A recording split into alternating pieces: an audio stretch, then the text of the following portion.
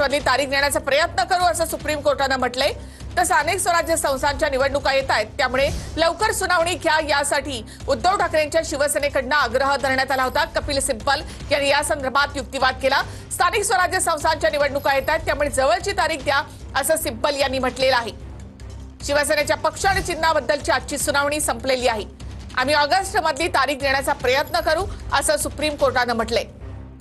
कपिल सिब्बल यांनी कोर्टामध्ये युक्तिवाद केलेला आहे। तसंच स्थानिक स्वराज्य संस्थांच्या निवडणुका येत आहेत आणि त्यामुळे लवकरची तारीख द्या असं कपिल सिब्बल यांनी कोर्टाला विनंती केली।